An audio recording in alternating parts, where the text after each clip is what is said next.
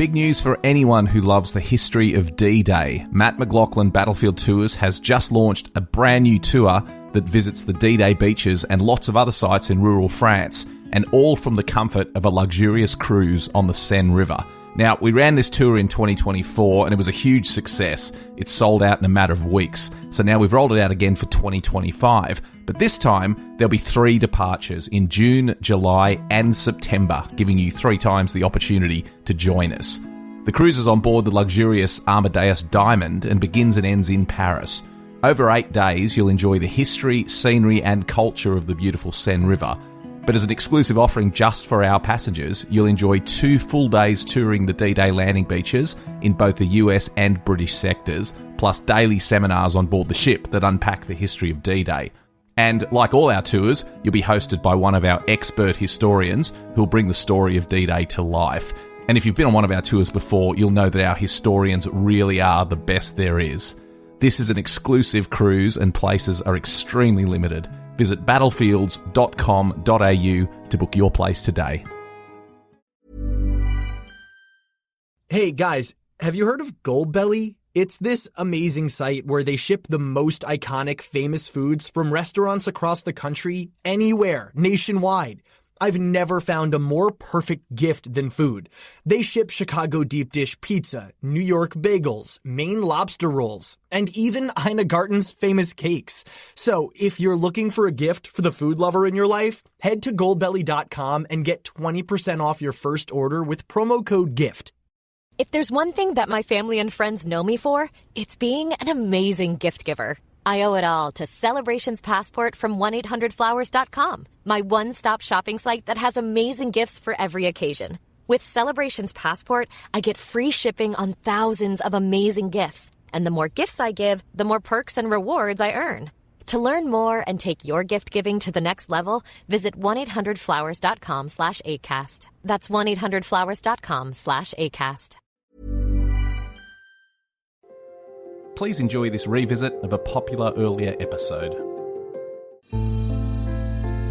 A Living History production. I'm Peter Hart. And I'm Gary Bain. And together we're Pete and Gary's Military History Podcast.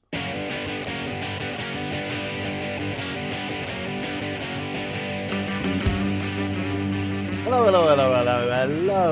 and welcome once more. I'm here with the rather attractive-looking Peter Hart. I am lovely. And I'm Gary Bain. And what are we doing today, Pete? We're doing Night Attack on the Somme, 14th of July, 1916. Why? Well, because it's part of a series on the Somme. We did our episodes on the planning, the preparation on the 1st of July. But do you know what? For all that pain and suffering, all the dreadful nature of the attack on the 1st of July, they were never going to stop the offensive then. People always say, why did they carry on? Well, they don't really have any choice. Why don't they have a choice, Gary? Well, it's the Battle of the Somme's the major Allied offensive of 1916, and it's too important to set aside or be evaded because of, let's face it, dreadful casualties. They were dreadful, yeah. And the French were still suffering at Verdun. Yeah. And to be honest, the armies of France and Russia, they've been slaughtered time and time again for 2 years by this time. And just because Britain's new armies get a very, let's be clear, a very bloody nose on the 1st of July, they're not going to be that sympathetic if Britain then tries to sort of duck out and say, oh, it's too painful, well, let's do something else. And as you said, Verdun's not gone away. Germany's still strong. Yeah, the Somme offensive is only just beginning on the 1st of July. Now, what happened at the end of the first day, Pete? What's the situation? Well, they've gained ground in the south. The French Tell me the history, Pete. No. They gained some ground in the south, and the French had done well on the 1st of July, often forgotten. And we will later on have a podcast on the French on the Somme. But a lot of the tactically significant features are still a considerable distance ahead of them. They haven't taken the German second line system. They've taken the German first line. This is where they're successful. They've taken the German first line system, but they haven't taken the German second line system. And in the north, they haven't even taken the first line system. I haven't taken anything. And this means that the attack on Thiepval Ridge, on the Pozières Ridge, it's utterly failed. Now, what would the Germans say this was?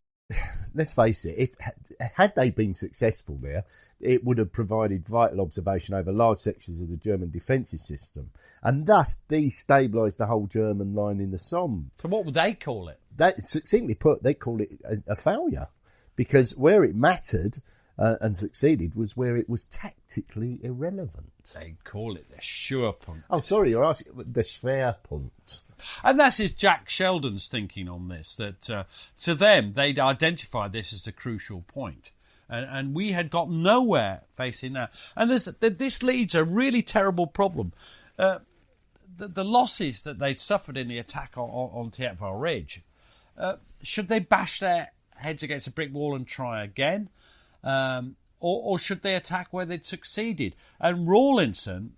what's Rawlinson? Well, he's inclined to grasp the ball by the metaphorical horns and to batter down the continued resistance to the north before turning to exploit the success gained in the south. Now, you're going to be General Sir Henry Rawlinson of Headquarters 4th Army. Right. A large part of the German reserve are now being drawn in, and it's essential to keep up the pressure and wear out the defence. It's also necessary to secure as early as possible all important tactical points still in the possession of the Germans in their front-line system and intermediate line, with a view to an ultimate attack on the German second line. Oh, that sounds remarkably easy. Yeah. Now, what's that? Haig has a different perception, and this is quite interesting because I think this is one of Haig's greatest mistakes. What happens next? But Haig is often complimented by historians that often don't like him for he wants to push on the south. He wants to build on the successes already achieved. Now, this is interesting because this infuriates the French. And in particular, Joffre, the French commander-in-chief. Now, you're going to be General Sir Douglas Haig, and you're going to put Haig's perception of what Joffre says. And it's quite interesting, because I think Haig, if you listen to it, I think Haig's away with the fairies here is wrong. Joffre began by pointing out the importance of our getting to Thiepval Hill. To this I said that in view of the progress made on my right, near Montauban, and the demoralised nature of the enemy's troops in that area, I was considering the desirability of pressing my attack on Longueval. I was therefore anxious to know whether in that event the French would attack Guillemont. At this, General Joffre exploded in a fit of rage. He could not approve of it. He ordered me to attack Thiepval and Pozières. If I attacked Longueval, I would be beaten, etc., etc. I waited calmly till he had finished. His breast heaved and his face flushed. The truth is, the poor man cannot argue, nor can he easily read a map. When Joffre got out of breath, I quietly explained what my position is as regards him as the Generalissimo. I am solely responsible to the British government for the action of the British Army, and I had approved the plan and must modify it to suit the changing situation as the fight progresses. I was most polite. Now, this is interesting because I think the person who can't read the map in this occasion is Haig. Haig is not an experienced commander. He'd only been promoted in December. This is his first real battle at this level. Joffre, I think, can read a map, and Joffre is in alignment with the Germans, isn't he? The Schwerpunkt. Yeah. They're... Now, in the end, Haig overrules Rawlinson, and he's going to brave Joffre's wrath. They would attack in the south with the intention of securing a position from which the next main thrust would crash through the German second line, which stretched along the Longueval to Bazentin-le-Petit Ridge. So that's a German second-line system. Yes, it's a system. We have to keep saying Let's be system. clear, because there's 2 or 3 lines in each system. Now, there's also going to be a diversionary attack at Thiepval on the 3rd of July. And they were going to maintain a sort of overall aggressive posture north of the Albert Bapaume Road. And they were hoping this would deflect the German attention to the north, which of course they were watching most closely of all, away from the real targets in the south, which would be assaulted when Rawlinson was ready. What state do you think the German second-line system was in? In essence, the German second-line system remained intact. The British field artillery would have to be moved well forward if they were to be able to have the range to deluge these new targets. And we talked about this. They're a couple of thousand yards behind our line, so they'd have to be moved very far forward to reach the German second line. Now, this was a time-consuming and difficult process, as all the guns would have to be re-registered on their likely targets from the new observation posts. Now, so what's happening is there's a series of piecemeal attacks launched from 7th of July on Villers, Contalmaison and Mametz Wood. What are these attacks designed for? What is the idea, Gary? Well, the idea is that you maintain the pressure on the Germans and also to get better jumping off positions and secure the flanks before the next concerted big effort to break through the German second line. Now, this is in the sector between Bazentin-le-Petit and Longueval. Now, these are they coordinated, carefully coordinated? No, they're planned in isolation, and they prove to be a disaster. Why? Well, as each attack fails, so another one is ordered, then another, and another. Now, the commanders seem to have become totally fixated with the objective, a sort of tunnel vision that fails to look around them, and they don't pause, not even for a moment's reflection as to what they're doing, or indeed how. And this is basically unfocused attacks launched by small groups of troops often against powerful trench works. They've got varying start times, they're not coordinated. And what's the end result? You get an individual British battalion left in no man's land, being battered to buggery by German firepower, the machine guns, the artillery batteries, and they're being fired at not only from the front, but because it's an isolated attack. We've talked about this before. They're getting fired at from the German guns on the flanks. It's not good. What's the end result? Well, of course, it's mounting losses that are not higher this time. And higher. It's not the stunning single blow as was suffered on the 1st of July, but it's incremental. It's a drain that over days adds up to serious losses that approach some 25,000 casualties in just under, listen to this, 50 separate attacks. Now, this is not good. Rawlinson lacks grip at this stage. He doesn't grip things. He doesn't get things organised. Luckily, he is doing something that's good. What is that? Well, at the same time, he's making plans for the new attack on the 14th of July. That's as well conceived as the so-called preparatory attacks that led up to it were monstrously foolish. They were foolish. Now, what's the first emphasis Rawlinson's got is an adequate artillery bombardment. And they amass some 1,000 guns, of which 311, Gary, 311 are the all-important heavy, medium and heavy artillery. This is important because they've got the range, isn't it? Now, that's less than they had, didn't they, on the bombardment prior to the 1st of July? Oh, yeah, but it's instead of attacking on a front of 22,000 yards and trying to deal with multiple defence lines, they're now attacking a front of just 6,000 yards, so 1/4 or 1/3, depending on your maths. And the Germans haven't quite got quite as many lines behind it, because, of course, this is their second line system. There's only one system behind it. So it's not as complicated, is it? The trench lines aren't quite as strong. What are the overall calculations? I'll leave the calculations to you, because maths isn't my strong point. Yeah, it's been calculated that 66% of the original guns available would be firing on just below 5% of the original total of targets. So you've got some 500,000 shells that are going to be fired over the 3-day preliminary bombardment. Wow. Now that is a different scale, and we're starting to get the big bombardments coming, aren't we? Now there's another problem that Rawlinson boldly addresses. This is really bold. What's that?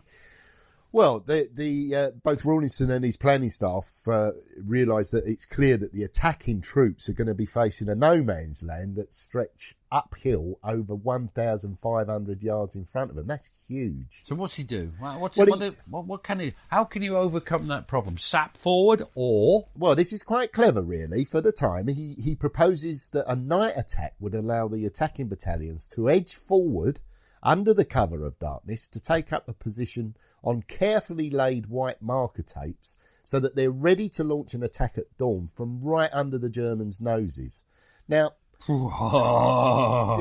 it's an audacious plan, but it requires careful planning and exact... Well, they've got to know the ground, haven't they? Yeah, no, they've got to have exact reconnaissance of the ground and a skillful execution by the attacking So troops. they're trusting the infantry now, something they hadn't really done on the 1st of July, but they're trusting the new armies. Yeah, and there's clearly very little room for error, and disaster would be likely if the alarm's raised amongst the Germans. Now, this is, I can imagine that I know someone who's going to be worried by this. I mean, he's already worried by what's going on, Rawlinson's army are doing. So Haig is worried, and on the 11th of July, he intervenes, and basically he says, you can naff off. You know, I'm sure Haig used those very words, but this is what he said. General Sir Douglas Haig.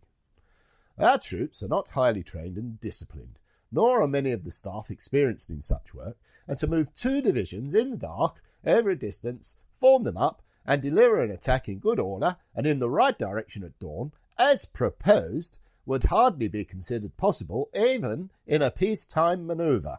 Now, this is an interesting exchange because remember that ever since Neuve-Chapelle, Rawlinson, who'd behaved badly, you have to listen to our podcast to hear he'd not behaved well afterwards, and he could have been sacked for trying to trash a subordinate when it was his fault, something that went wrong. And he normally kowtows to Haig, but he doesn't this time, does he? What does he do? Well, he engages, he protests most vigorously, and he engages in a direct dispute with Haig to retain his original concept of a night attack. Now, I think this is interesting because Haig...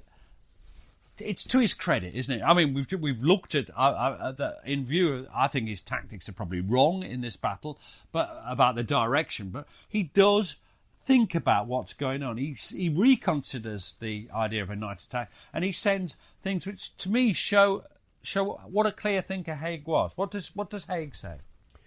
I put 4 questions to the General Staff. Can we take the position in the manner proposed? Can we hold it after capture? What will be the result in case of a failure? What are the advantages, or otherwise, of proceeding methodically, viz. Extending our front and sapping forward to take the position by assault? They all agreed that Rawlinson's new plan materially altered the chances of success, and there seemed a fair chance now of succeeding. The disadvantage of the deliberate method at once is that we must hold the German troops in our front. If the attack was allowed to die down, they might continue the attacks at Verdun or elsewhere. The news this morning shows the Germans again attacking at Verdun. Also, to encourage the French, we must keep on being active. They wanted the French. That's interesting, isn't it? You pointed this out before. They want the French to. They want to encourage them, not only about Verdun, but also they want them to renew the attacks vigorously to the south of the Somme. The French Somme offensives, of course. Now, so Haig is fundamentally given permission. He's persuaded, isn't he? He is. So and that's good. No, it is good. It shows flexibility. It shows flexibility, and it shows understanding of what the commander is actually responsible for. So it was agreed that there would be a combined attack by the 15th. That's the 21st and 7th Division. And the 13th Corps, which is the 3rd, 9th and 18th Divisions. Any cavalry? Yeah, the 2nd Indian Cavalry Division was earmarked to exploit any breakthrough by swooping. No, swooping is the Indian for it. On high wood and then onto the village of Fleurs. Now that's quite sensible, really. We've discussed it before. What other option has he got for exploiting any successes quickly? And it's all based as usual on the artillery. We mentioned the 3-day bombardment. Now, so the field batteries, what are they tasked with? They're tasked to cut the German barbed wire well before the attack, and to that end sent observers into no man's land, where they sort of edged as close as they were physically able to ensure that there's no mistake. So they could see where the wire was cut or not. And this is because in places on the first day the wire wasn't properly cut. And they want to make sure. That's learning from... Now, at the same time, the heavier guns and howitzers, they're pounding all the identified German strong points.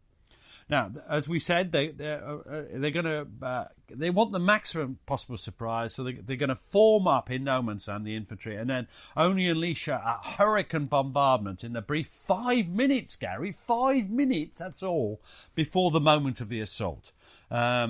So the infantry, they line up on their tapes, and they're deep in no man's land. They're in no man's land. They're no cover. What's protecting them? Well, the only protection they've got is the darkness and their own disciplined silence. So we might not have been good at this. We would have been terrible at Gary, this. what's happening? Where am I? Shh. Now, the men themselves crawling forward, they're totally aware of the risks they're being ordered to take. They must have been. I mean, they must have been shitting themselves. They knew what would happen if something went wrong. Now, the barrage, that starts at 3:20 in the morning. It bursts out, and it's only 5 minutes, but you know, what a 5 minutes! That's what Janet says. 5 minutes. All right. 1.5. But what a 1.5 minutes, Gary. It's everything the original Somme bomb was meant to be, but wasn't. It's the essence of destruction, isn't it? And I'm going to be Major Neil Fraser Tytler of D Battery, 149th Brigade Royal Field Artillery. The whole world broke into gunfire. It was a stupendous spectacle. The darkness lit by thousands of gun flashes, the flicker of countless bursting shells along the northern skyline, followed a few minutes later by a succession of frantic SOS rockets and the glare of burning Hun ammunition dumps. Wow. Now, so what are the infantry doing during this last 5 minutes? Well, under the bursting shells, they're edging still closer to the German line. They're intent on giving the survivors absolutely no chance of recovery when the barrage lifts. Now, I'm quite interested. On the 1st of July, there were a few illustrations of the creeping barrage. We got how are we moving forward? Is it going to be a creeping barrage? I know they're not far away, but are they going to use a creeping barrage here? Yeah, I mean, it's once more left to the discretion of the attacking divisions. There was overall a much greater emphasis on creating a genuine creeping barrage, moving in lethal synchronicity just in front of the attacking infantry, lifting some 50 yards in range every 1.5 minutes to try and keep pace with their advance. And the infantry are going to keep as close to the rear of these bursting shells as possible. So what's the result? What is it? What happens? How does it go? Well, it goes really well. I mean, you would describe it as a stunning success. At 3:25 in the morning, the assaulting infantry pressed forward on the very heels of the line of bursting shells, and they crashed into the remnants of the German front line. What's there? What's happening? Well, they found little, but the dead and the dying, frankly, Pete. Not much opposition. No, in many sectors there was almost no serious opposition. Why not? Well, there was no one left to oppose them. There were no trenches left worthy of the name, and the Germans had simply been swept away in the tide of bursting shells. Now, on the 9th Division front, we're only going to look at a couple of examples, but the 9th Division is nice to... I always remember buying their divisional history. Very lovely divisional history. And the Scots burst through the front line. They vault across two... with their kilts flying across two more trench lines, and just behind this barrage of shells, there's still pockets of resistance. They've got to break them down. And the 9th Scottish Rifles, a fine body of men, gets into some bitter hand-to-hand fighting as they attack something called the Longueval Redoubt. Now, you're going to be Private Barney Down. It's quite an unusual name. It's an unusual name for a Scotsman. It is. 9th Cameronian Scottish Rifles. What's he say? A German fired point blank at me, and I thought he had blown part of my face off. The pain was so intense. But instinctively lowering my rifle like a pistol, I blew the top of his head off as he came up at me. My reaction to this being, gosh, just like lifting the lid off a boiling pot. We decided to winkle Jerry out from our end by lobbying bombs over the traverses and under cover of the explosion, dashed round the traverse to put him to the bayonet. Hey, this is Paige from Giggly Squad, and this episode is brought to you by Nordstrom. It's a season of wonder all the way at Nordstrom. You'll find the best gifts for everyone you love, including tons of ideas under $100 and gift experts to help. Wondering what to wear? They have everything from cozy styles to party-perfect looks, along with free style help from their stylist. Plus, they'll make your shopping easy with services like in-store order pickup, gift wrap options, free shipping, and returns. Discover the wonder of the holidays today in stores and at Nordstrom.com. Sharing all the joy that the holiday season brings has never been easier. With Celebrations Passport from 1-800-Flowers.com, my one-stop shopping site for even those hard-to-gift people. With Celebrations Passport, I get free shipping on thousands of amazing holiday gifts, like festive flowers and arrangements, and fresh fruit and gourmet gift baskets from Harry and David. Make the holidays merrier by gifting smarter at 1-800-Flowers.com/ACAST. That's 1-800-Flowers.com/ACAST. This episode is brought to you by Progressive Insurance. Do you ever find yourself playing the budgeting game? Well, with the Name Your Price tool from Progressive, you can find options that fit your budget and potentially lower your bills. Try it at Progressive.com. Progressive Casualty Insurance Company and Affiliates. Price and coverage match limited by state law. Not available in all states. Every idea starts with a problem. Warby Parker's was simple. Glasses are too expensive. So they set out to change that. By designing glasses in-house and selling directly to customers, they're able to offer prescription eyewear that's expertly crafted and unexpectedly affordable. Warby Parker glasses are made from premium materials like impact-resistant polycarbonate and custom acetate. And they start at just $95, including prescription lenses. Get glasses made from the good stuff. Stop by a Warby Parker store near you. Rushing round into one of the bays, there was a rather undersized, black-visaged private of the Bavarian regiment crouched on the fire step, and as I lifted the stick bomb to club him, the army lifted up in defence of the blow was just a gory mess. Now, it sounds as if there's not much resistance, but Downs is hit, isn't he? It's hit by a bullet. He gets sniped, doesn't he, I think? Yeah, he goes on to say, the increasing daylight showing corn growing in the fields with trees no longer defoliated, with the recurrent blasts of war. While enjoying this rustic scene in the morning sunlight, I was caught off guard when a sniper who had crept back to our new position shot me point blank through the chest. The impact was frightful and the pain terrific as the thrust of the bullet leaving me pitched me forward. The bullet went right through my right lung, just missing my spine. I started losing consciousness as the severe hemorrhage drained the lifeblood from a chilled body, warming only when the flow of blood streamed down my back. As the stretcher bearer carried me away, I was told that the sniper had been winkled out and left as full of holes as a pepper pot. Oh, poor sod. That's the end of his war, from the sound of it. Both Barney and the poor German sniper. Now, this fighting, where it flares up in these instances, it's pretty highly pressurised. And there's some inexperienced troops there. I mean, the South African Brigade are new to it. And there's a lovely quote. They're pushing forward. They run into the resistance stiffens, and you're going to be Private Sidney Carey of the 1st South African Infantry Regiment. No, I'm not. Oh, no, I want to be him. Can I be him? You can be him. Yeah, I notice it says me right next to it. Professionalism. Wherefore art thou? Professionalism. So you're going to be Private Sidney Carey. Oh, no, that's... 1st South African Infantry Regiment. While going up to Longueville, my friend next to me said, "Man, but there's a lot of damn bees around here." I said, "Bees be blowed! Those are bullets flying around." Unfortunately, about 4 minutes afterwards, a bullet caught him and killed him right out. Now, the pace of the 9th Division advance slows to a crawl as they fight their way slowly through Longueville.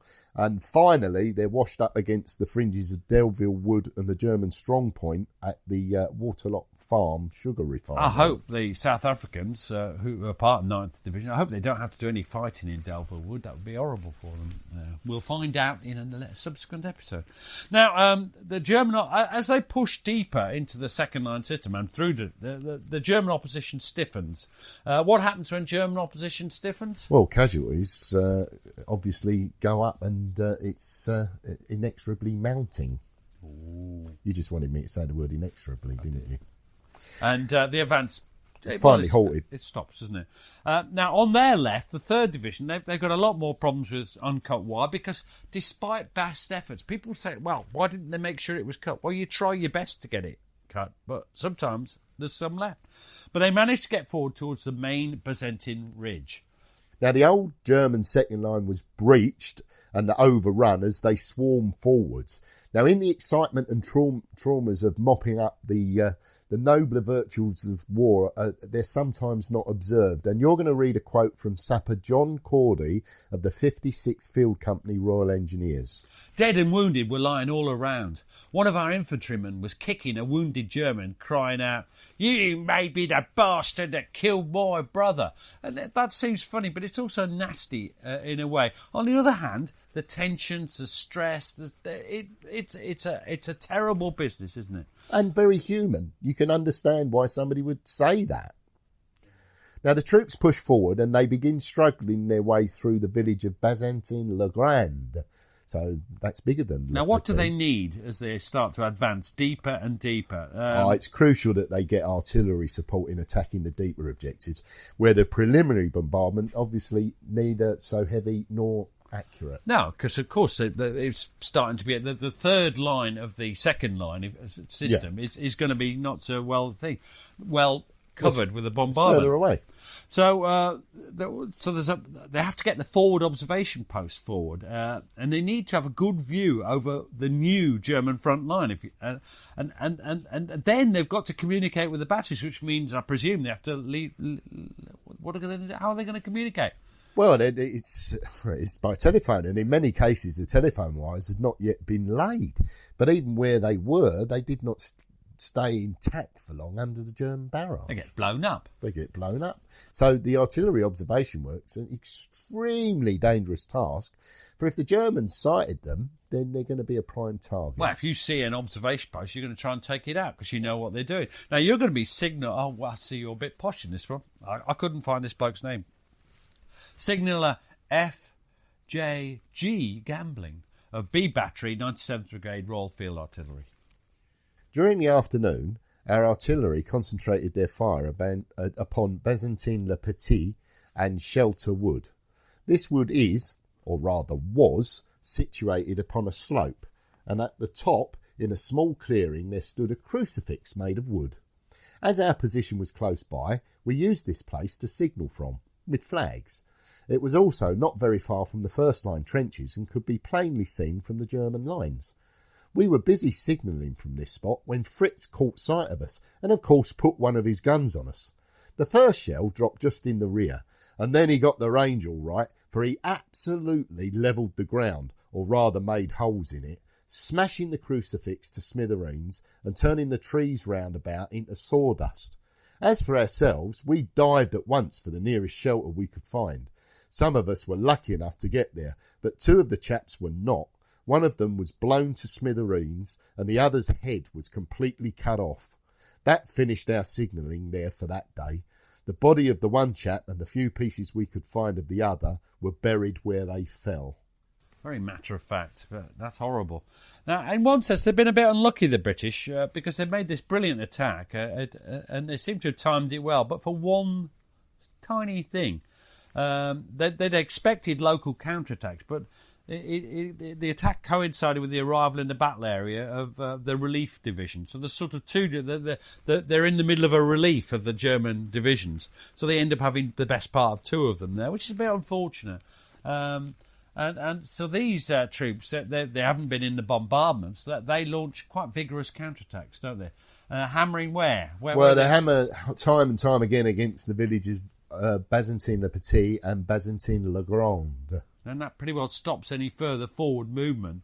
And because the troops on Bazentin Ridge are just trying to hold what they've got. And always the same with the Germans, a counterattack. They counterattack, and as the infantry begin to run out of steam, this, if any, was the moment at which the mobile power of the cavalry should have been swiftly deployed to push through the infantry to exploit the German confusion. If there was German confusion as well. Yes, I see what you mean. Now, so once Delville Wood and Bazentin-le-Petit were captured, they were to deploy forward to take the high wood before advance to capture Flers and Oko-la-Baie. Now that's the theory, but that's not going to happen. Because what happens to the cavalry? Well, First, they've got to get forward. How do they get forward across that battlefield? Well, they find it almost impossible to get across the broken ground, and most were stymied well before the new front line. Indeed, by the early evening of only the 7th Dragoon Guards and 20th Deccan Horse managed to make their way forwards onto the high ground that stretched between Delville Wood and Highwood. Now, I'm going to be Signaller Leonard Ownsworth of the 124th Heavy Battery Royal Garrison Artillery. Big bangy things, Gary. Big bangy things. And he says this: a Moraine Saulnier kept diving down onto the corner of the field on our left front. I saw the Deccan Horse, and this plane was diving down and up again. Suddenly the officer of the cavalry cottoned on. He stood up in his stirrups, waved his sword above his head, and just charged across that field like a bat out of hell. They made a pincer movement and encircled them. It was all over in a matter of seconds. The next thing we saw was 34 Jerry prisoners, some with heavy machine guns. They were waiting while the cavalry got a bit nearer. My God, they'd have slaughtered them. The plane was trying to draw their attention, just diving down on top. I suppose it distracted these machine gunners as well. Now, as they moved forward, other German machine gunners forced them to the ground. The cavalry, yeah. And they took up a dismounted line stretching from Longueval to the southern corner of High Wood. By the early evening, sufficient infantry reserves had arrived to allow a partial resumption of their advance, and elements of the 7th and 33rd Divisions managed to gain a fairly solid foothold on High Wood. Well, a foothold. They don't capture it, they get a foothold in it. Now, people sometimes suggest that Rawlinson was a bit slow, that he shouldn't have waited for the cavalry because they don't do anything, that the infantry should have got their finger out and gone earlier.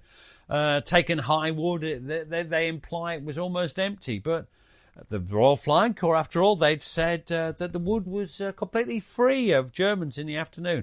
Well, what would you say to my suppositions here? Well, for one, it ignores the difficulty experienced along most of the new line as it was holding back the German counterattacks. In other words, they were in enough trouble. Yeah, and the second thing I'd say is whatever the RFC observers might have thought they'd seen, they couldn't penetrate the inner fastness of that wood. They couldn't see whether there were Germans there or not. And in fact, the Germans were there and in some strength. So, because you can't see tree things. They're in the way. Yeah. Now, we've got to switch attention now to something that's actually going on at the same time. But it is easier dealt with separately. It's a separate tussle, isn't it? Now, they decided that they had to take Trones Wood, and they'd been trying to take Trones Wood in these preliminary attacks, before the main attack. It's stuck right into the side of the intended attack on Bazentin Ridge, and it looked like it would offer, flanking fire. That's from the right, isn't it? Yeah. So that's on the right. That might cost thousands of lives if it was still occupied by the Germans with machine guns in there. So, however, night falls on 13th of July, the day before, and it's still most of it's still held by the Germans. And time's all but run out. So Rawlinson orders a last desperate effort, and he chooses 54th Brigade of 18th Division to make that attack on that night, before the dawn attack. They were to advance in the dark and then seize and consolidate the whole wood and form a defensive flank along the eastern face, thus covering the advance of the 9th Division, the lads we were just been talking about. Now, who's placed in charge of this? Well, Colonel Frank Maxwell. We're going to hear lots of this over the next few podcasts. He's a bit of a character. He's immune to fear as far as we can see.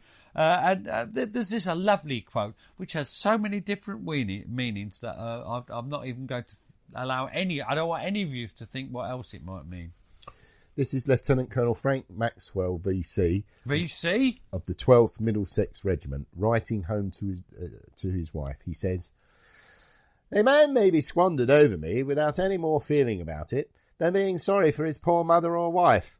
I mean, of course, that it does not incapacitate my system in the least." He really is just a different type of person. He's quite a likeable character in some ways, but also you wouldn't want to get the wrong side of him, definitely not. It's not a normal reaction, is it? No, it's not, and it's little wonder that... He means if someone splattered all over him. I know him. exactly what he means. But it's little wonder that many of his men had difficulty living up to his standards of conduct during battle situations, is it? I mean, Maxwell's a hero. He'd already won a Victoria Cross, and he was simply not as other men. Was he like you? No. Well, he was, in that he set a standard they could perhaps aspire to, but with little hope of success. You look at me in that way, don't you? I do look at you in that way. I think, if only I could be like Gary. Anyway, now he's an experienced officer, and he reviews the play. He's got to take Trones Wood, a night attack. So what does he's thinking about it that night. What happens? From 11 p.m. onwards, get busy for an attack on the Trones Wood, which had been taken, more or less, lost and retaken about 3 or 4 times. Finally, it had to be taken and kept at all costs. The Northants and my regiment, under myself, were ordered to do it. Not a pleasant or easy job to take on and be warned off for at 2 a.m, to get across the open before daylight to the edge of the wood or be Maxim gunned out of existence. Now, the short notes, it looks pretty hopeless, and it's terrible organisational problems getting his battalion, the Northants, there as well. His unit wasn't expecting to be ordered forward. They were scattered about. They were in the wrong place. There was various conflicting orders. This is what happens if you change plans. But people always say, why don't you change your plans? Well, if you change your plans, some people get the new orders and some people have the old orders. There's all sorts going wrong. What does he end up with? Well, he ends up with 2 Middlesex companies ready in the right place at the right time, and he's forced to send the 6th Northants in first. Now, in the event, they're delayed. Everybody's delayed. Yeah, everybody's delayed to such an extent that they were attacking at roughly the same time as the main assault. But still providing some cover, because people won't be shooting off to the flank if they're attacking. They're not that self-sacrificial. So what happens first? The Northants attack first, and they disappear into this wood, and it still is a wood. What does Maxwell say? Maxwell says, "We crossed just as dawn was breaking the half-mile of open ground to the wood, passing through a very thick enemy barrage of shell. The edge of the wood we were aiming for was held by a battalion that had managed to stay in at the last attack. We got over wonderfully well, and only 1 or 2 parties were blown away, which was wonderful. Men were very good and steady.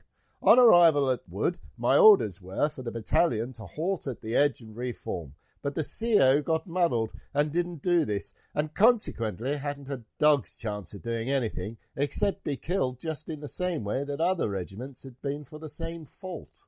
Fortunately, I stopped mine inside and kept them in hand, then waited for reports to come back from the Northants. None came, nor could come, as they were soon lost and broken up into small bodies, playing just the same game the Germans like, for it let them fire at them from sideways and behind."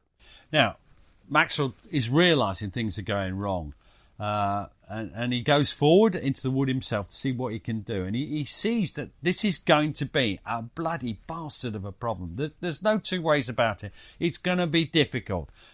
So what does Maxwell say? "To talk of a wood is to talk rot.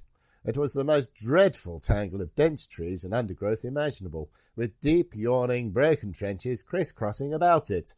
Every tree broken off at top or bottom and branches cut away, so that the floor of the wood was almost an impenetrable tangle of timber, branches, undergrowth, etc., blown to pieces by British and German heavy guns for a week. Never was anything so perfectly dreadful to look at least I couldn't dream of anything worse, particularly with its dreadful addiction of corpses and wounded men, many lying there for days and days. So dense is the tangle that even if one finds a man, gets someone to bandage him, and then leaves him, you've lost him probably, simply because you can't find your way back to him. Wow, I think addiction is my mistake in the thing. I think that must be addition. Or addiction. Could it? It could be addiction, I think. I'll have to look up the original quote. I'm just worried I've misled you there. But anyway, it's a fantastic quote from him. Now, the North Ants, they've been smashed. So Maxwell thinks of his own method of dealing with the problems of fighting in that awful wood. Wood, it's still a wood, but it's tangled, it's smashed, it's broken, it's almost impossible. And he comes up with an unbelievable idea, which many modern commentators might laugh at. What was his idea? Well, it's based on the hunting, shooting and fishing mentality of the old-style regular officers that filled the old pre-war regular army. But in these circumstances, that kind of experience seems completely relevant to Maxwell. He'd form a single line and he would beat the woods from end to end as if he were flushing out pheasants for a shooting party. Which is the background he comes from. Exactly. Now, this is what he says about it. I formed a line with fragments of the North Ants and 2 companies of my own with a job lot of about 5 very young officers, all the rest being hors de combat. After infinite difficulty, I got it shaped in the right direction and then began the advance very, very slowly. Men nearly all very much shaken by the clamour and din of shellfire and nervy and jumpy about advancing in such a tangle of debris and branches. I'd meant only to organise and start the line and then get back to my loathsome ditch, back near the edge of the wood, where we had entered so as to be in communication by runners with the brigade and the world outside. It is a fundamental principle that commanders of any force should not play about but keep in touch with the higher authorities behind. But though an old enough soldier to realise this, and the wrath of my seniors for disregarding it, I immediately found that without me being there, the thing would collapse in a few minutes. Sounds vain, perhaps, but there is nothing of vanity about it, really. So off I went with the line, leading it, pulling it on, keeping its direction, keeping it from its hopeless and humanly natural desire to get into single file behind me. Instead of a long line... That's what I do. Instead of a long line either side. Soon I made them advance with fixed bayonets and ordered them to fire ahead of them into the tangle all the way. This was a good move and gave them confidence, and so we went on with constant halts to adjust the line. After slow progress in this way, my left came on a hornet's nest, and I halted the line and went for it with the left portion.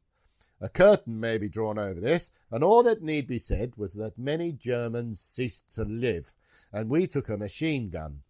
Then on again, and then began what I hoped for. The Germans couldn't face a long line offering no scattered groups to be killed. They began to bolt, first back, then, as the wood became narrow, they bolted out to the sides, and with rifle and automatic guns we slew them. Right up to the very top this went on, and I could have had a much bigger bag, except that I did not want to show my people out of the wood too much for fear of letting the German artillery know how we had progressed, and so enabled them to plaster the wood pari passu with our advance. So far, they had only laid it on thick, strong and deadly in the belt we had left behind, and finally the job was done, and I was thankful, for I thought we should never get through it. Now, they'd done really... I think they'd done brilliantly, hadn't they? They'd taken Trones Wood, and they had been successful in preventing the German garrison from firing into the exposed open flank of the 9th Division. Well, we dealt with the 9th Division's attack, and it was successful. So this is a good operation. They've done well, haven't they? They had. Now, the aftermath of the fighting that day was truly ghastly to behold, and Signor Leonard Ounsworth, for one, could barely believe his eyes when a day later he was sent across into what remained of the wood. And you're going to be Signaller Leonard Ellsworth of 124th Heavy Battery, Royal Garrison Artillery. Well, good God, there was no trees intact at all, just stumps, treetops and barbed wire, all mixed up all together. Bodies all over the place, Jerry's and ours. Robin's, that's his mate, he pulled some undergrowth up and there was a dead Jerry shot away right up to his hip. All his guts were out and flies on him. He just had to step back and this leg up in the tree became dislodged and fell across him on his head. Good Lord, he vomited on the spot. Terrible. That gives you quite an idea. It's quite graphic. That was from Oral History. I remember that's an interview the War Museum did in the 70s. I can't remember which interviewer did it, but you can imagine sitting across from a bloke telling you that. That's awful. It does sound terrible. Now, overall, the attack on the 14th of July, which was known subsequently as the Battle of Byzantine Ridge, it's undoubtedly been a success in its declared intention of capturing the German former second line. All that second line system, all of it. So they've taken it. Yeah, but for all this tactical success, it remained true that the Fourth Army had emphatically not succeeded in achieving the true breakthrough that might have beckoned towards a strategic success. Yeah, you're right, because they're just catching up. They still haven't taken the original objectives, even in the south where they were successful. They haven't taken the original objectives for the 1st of July, have they? No, but nevertheless, some real hope exists of an accelerated British advance in the weeks that would follow, and in late July and early August. So, well, the German defences are steadily weakening as they struggle to recreate in just a few days from scratch the fortress lines that had served them so well on the 1st of July. Now the first line, their front line system is now what was the third line, the third line system. So what's first will be last, or whatever. So now they've got to make 2 more systems behind that. Yeah, and now the British, they're standing on Byzantine Ridge, and the French army would at last rejoin the attack north of on the Somme River. They've had a bit of a lie down and think about things, haven't they? Yeah. They did well on the 1st of July, but they've not been as active. This is filling me with optimism now. You've persuaded me, Gary. If the British keep their nerve, if the French join them in, and if they all push forward together, surely victory will be theirs. Or would it? Ooh. Well, we'll find out, won't we? We'll find out. We'll be back to join them in something called Summer Madness. Oh, right. Thanks for your assistance and help. Thanks, Pete. Cheers.